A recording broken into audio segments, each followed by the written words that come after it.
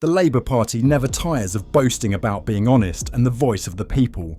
But how can Rachel Reeves proudly claim that the BBC supports her party when her government is riddled with corruption, deceit and cover-ups?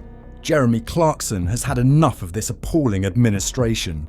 He's taken the lead, rallying thousands of angry farmers in London to expose this rotten government. Let's hear what he has to say.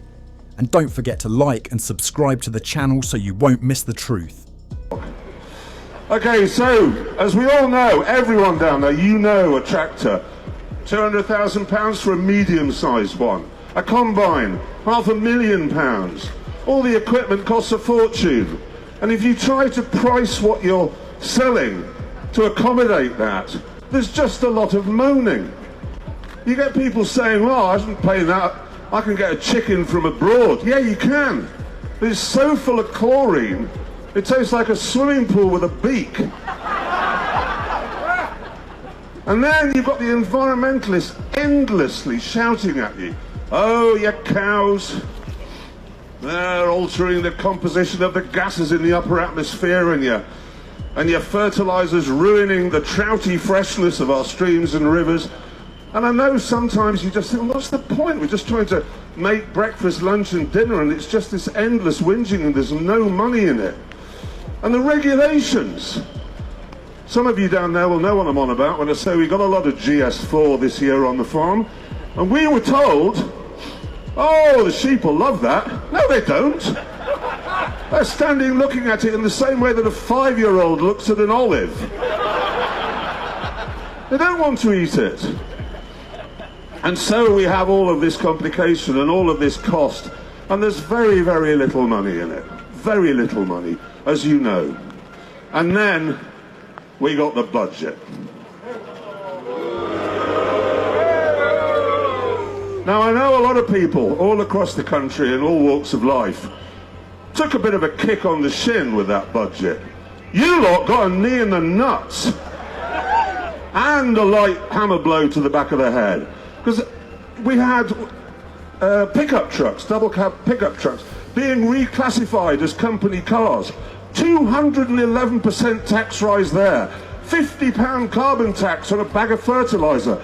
The basic farm payments altered in such a way that we're getting a lot less than we thought we were going to get. And then there was the inheritance tax business. Honestly, I don't know where to start. I know you've heard a lot about it today, and I'm not going to dwell on that. I will just say this. Rachel Reeves has told us, what is it, 72%? 72% of farms are going to be unaffected by this. I've just been interviewed by Victoria Derbyshire for Newsnight. Let's see if we can educate her here, if she's still around, Victoria. How many people here, if you'd raise your hands, are from a family farm? I want to see, right. I hope you can see that. I hope we've got our cameras from the show up high to see. That's a lot of hands. Now, keep them up, and I want you to lower them if you think, and you've had time to work this out, you think you're going to be unaffected by the changes to APR and BPR. Put your hands down if you're going to be unaffected. Thank you. My case rests. I want Newsnight to see that. She was trotting out. Nobody's affected. Rachel Reeves says so. Since when was the BBC the mouthpiece of this infernal government?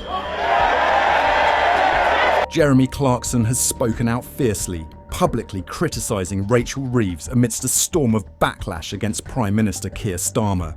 The uproar erupted following Starmer's controversial claim that the BBC supported his stance on the contentious inheritance tax policy, a policy dubbed a dagger aimed squarely at farmers and family-run farms. This ill-conceived policy has sparked a wave of outrage not only from the farming community, but also from prominent public figures and even Labour MPs. The anger reached a boiling point on Tuesday, as over 10,000 farmers and supporters, including Jeremy Clarkson and Lord Lloyd Webber, gathered in Westminster to condemn the tax on farms valued above £1 million, a move widely seen as detrimental to agriculture and rural communities.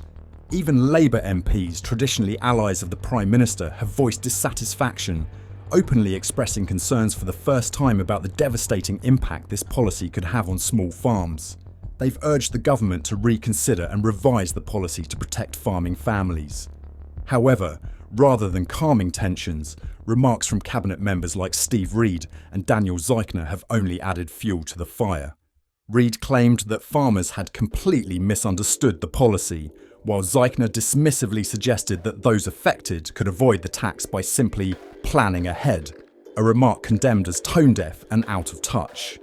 At the protest, Jeremy Clarkson, never one to mince words, didn't hide his frustration. He openly criticised the BBC, accusing the national broadcaster of abandoning objectivity and acting as a mouthpiece for the government.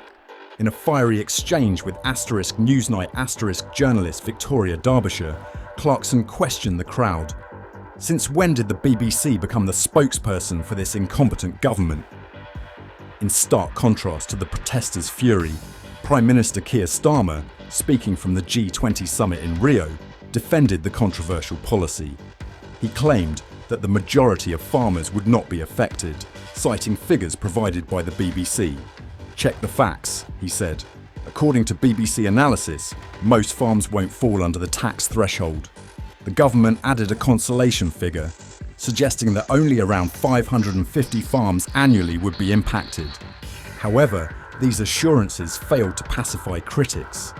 Both the National Farmers Union, NFU, and the Country Land and Business Association immediately challenged the government's claims, presenting figures suggesting that up to 70,000 farms would be affected, directly contradicting official statements. BBC Verify, the broadcaster's fact-checking unit, attempted to clarify by publishing data showing that in 2021 to 22, only 462 inherited farms exceeded the £1 million threshold out of 209,000 farms in the UK. However, they admitted the 70,000 figure might be exaggerated and not entirely accurate. The explanations did little to quell the criticism. Conservative MP Stuart Andrew accused BBC Verify of failing to provide truthful information, highlighting the government's lack of transparency in disclosing the policy's full impact on family farms. He argued that the BBC had merely parroted Labour's talking points. Another MP, Greg Smith, was even more scathing, accusing the BBC of swallowing unreliable data and including small or non-agricultural farms in its statistics. He described the policy as the biggest threat farmers have ever faced, warning of its dire implications for small family farm survival. Since its launch last year, BBC Verify has been mired in controversy. While it was intended to serve as a reliable fact-checking tool, the unit has faced harsh criticism for lacking impartiality, particularly in its coverage of sensitive topics like the Israel-Gaza conflict. Baroness Stowell, chair of the Lords Communications Committee, has bluntly stated that BBC Verify has undermined rather than bolstered the broadcaster's credibility. In a tense interview on *Newsnight*, Victoria Derbyshire repeatedly questioned Jeremy Clarkson's motives for joining the protest, referencing a 2021 statement in which he admitted buying his diddly-squat farm in the Cotswolds to avoid inheritance tax. Clarkson hit back, calling her questioning unfair and accusing her of echoing the Treasury's rhetoric that the tax was necessary to fund public services.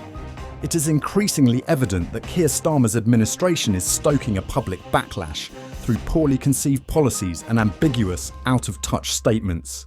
Instead of offering tangible solutions, Starmer and his leadership team appear more focused on deflecting blame and dodging responsibility. What do people think about the issues we have discussed in today's video? Please leave your thoughts in the comments below.